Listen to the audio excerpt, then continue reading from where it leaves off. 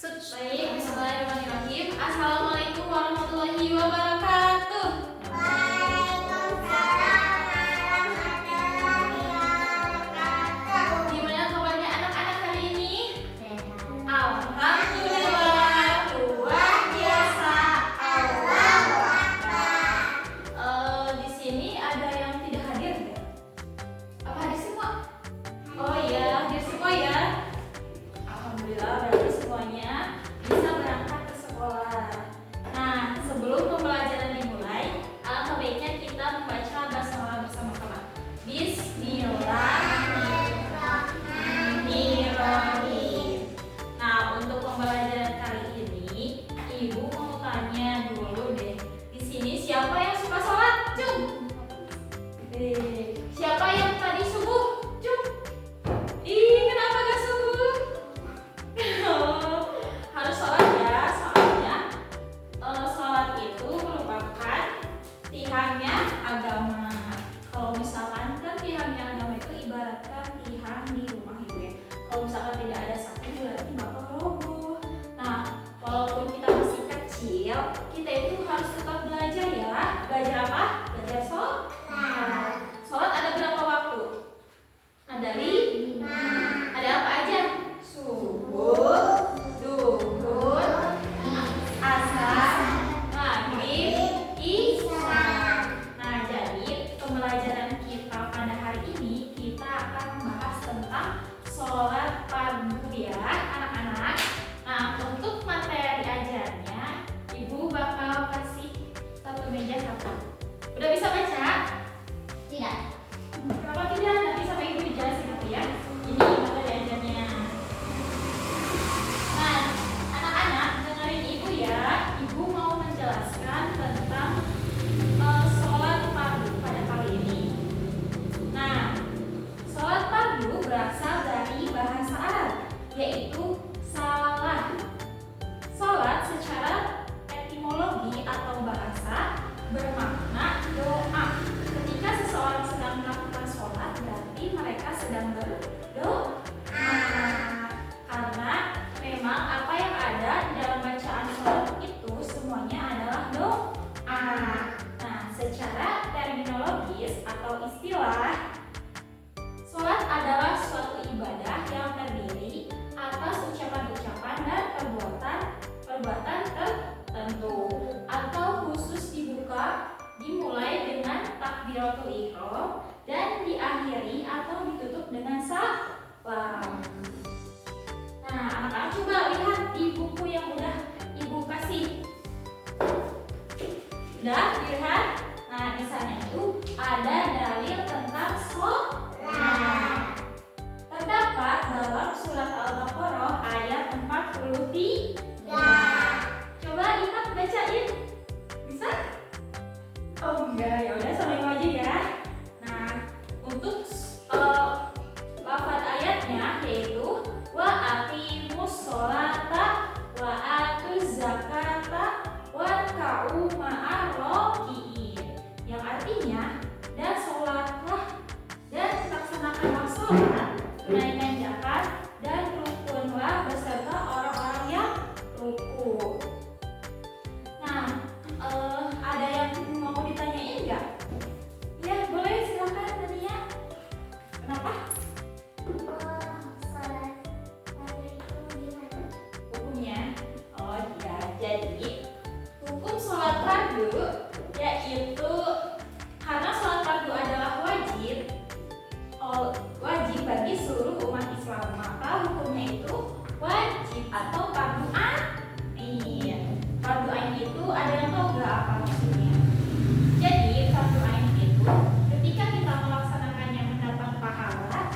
Kalau misalkan kita tidak melaksanakannya, kita akan mendapatkan dosa dong, masa doa. Nah, yang selanjutnya ada syarat wajib sholat. Coba dibuka lembar kedua. Ada? Nah, tuh. Nah, syarat wajib sholat adalah syarat yang mengharuskan kita setiap orang menanggung kewajiban untuk melaksanakan sholat. Seperti diantaranya yang pertama ada beragama Islam.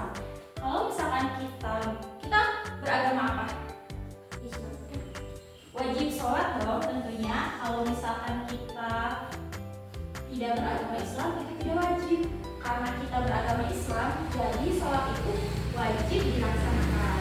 Dan syarat yang memenuhi diharuskannya sahnya sholat itu yang pertama itu adalah beragama Islam. Jadi kalau misalkan seseorang tidak beragama Islam maka sholatnya tidak sah. Nah yang kedua yaitu balik. Kalian udah balik belum? Belum ya, soalnya masih kecil gitu. Kalau balik itu nanti kalau udah besar. Jadi kalian udah ngerti apa itu yang baik dan buruk. Tapi kalian kalau masih kecil harus tetap belajar ya sholat itu. Dari kecil kita mulai belajar sholat, doa-doanya gimana, bacaannya gimana gitu. Ipat udah hafal bacaan sholat? Udah ya belajar. Nah yang kedua yaitu sudah balik. Tadi udah ya. Yang ketiga maksudnya berakal. Jadi kalau misalkan kita kan berakal ya, berarti diwajibkan untuk sholat. Dan syarat sahnya sholat itu adalah berakal. Jadi kalau misalkan seseorang tidak berakal maka syarat sah sholatnya itu tidak terpenuhi. Nah materi selanjutnya lihat MP. Apa sih coba ini? Syarat sah sholat. Nah, selain syarat wajib ada juga syarat sah sholat. Yang ada pula syarat sah sholat yaitu saat sebelum melaksanakan ibadah sholat agar sholat itu sah. Maka ada syarat-syarat berikut ini. Ayo lihat materinya. Nah yang pertama itu suci dari hadas dan najis. Jadi kalau misalkan seseorang mempunyai hadas besar, maka sholatnya tidak akan sah anak-anak. Jadi kita sebelum sholat harus apa dulu? Wudu untuk menghilangkan hadas kecil. Dan kalau misalkan di tempatnya ada kotoran, kalau seperti kotoran cicak yang itu kan najis. Jadi sebelum sholat kita harus membersihkan dulu. Ya. Sah ya sholatnya. Nah hadas itu terbagi dua. Ada hadas kecil dan ada hadas besar. Hadas kecil itu seperti wudu, buang air kecil. Nah kalau hadas besar itu seperti kayak BAB.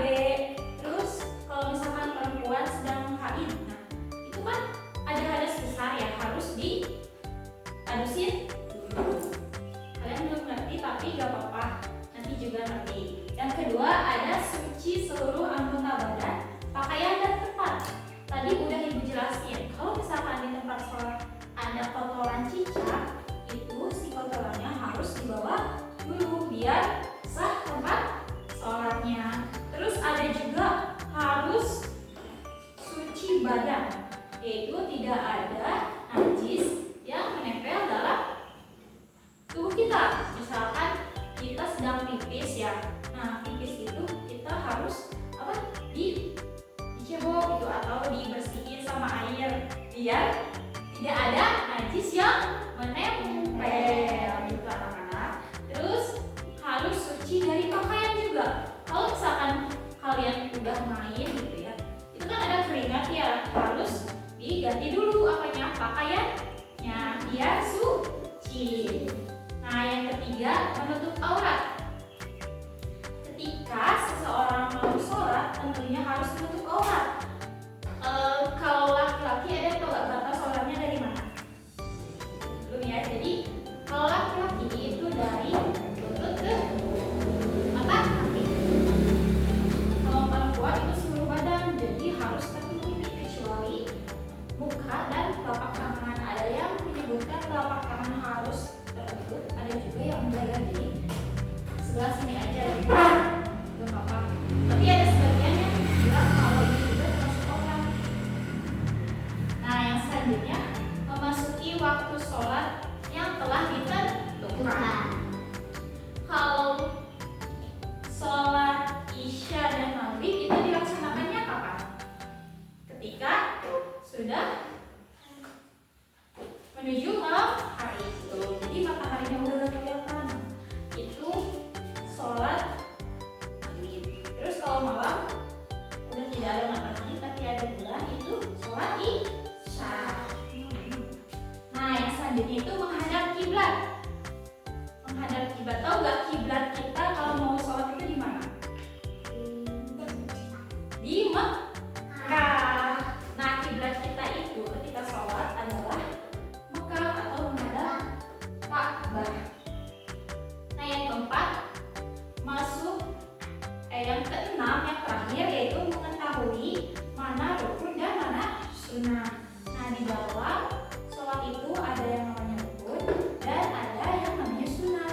Anak-anak harus tahu ya, nanti kalau misalkan kita mau sholat atau udah besar, kita itu harus tahu nih mana yang namanya rukun dan mana namanya sunnah.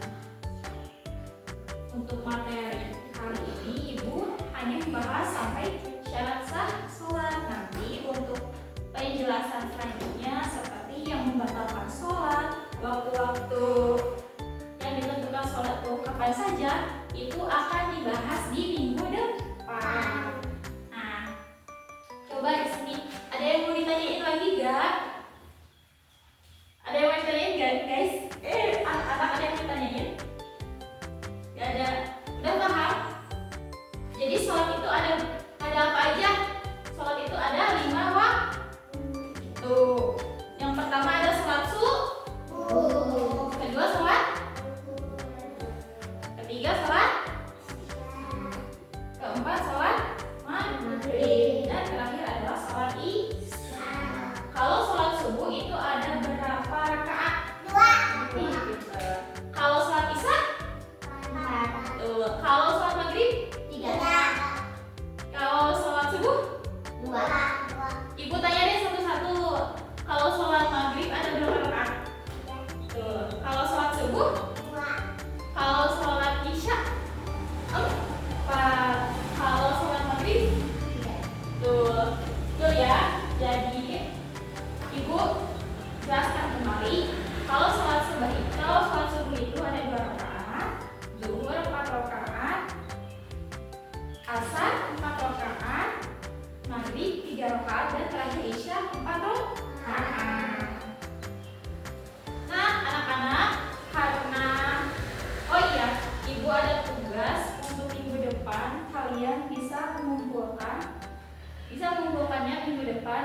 Ini dikerjakannya di rumah saja ya. Bentar. Oh iya, lupa. Jadi soalnya itu ada di sini. Nah, satu lagi. Nah, ini tugasnya ya, besok di minggu depan dikumpulkan. Itu saja dari Ibu, karena Ibu mau rapat, ada panggilan dari kepala sekolah. Coba di sini ada yang mau ditanyain lagi? Tidak? Oke. Di sini siapa yang KM-nya? Lipat ya, kamu KM-nya ya. Coba tutup. Doa mau pulang. Udah sampai itu aja. Karena pembelajaran kali ini udah selesai, mari kita membaca hamdalah bersama-sama. Alhamdulillah. Baik anak-anak, terima kasih. Wassalamualaikum warahmatullahi wabarakatuh.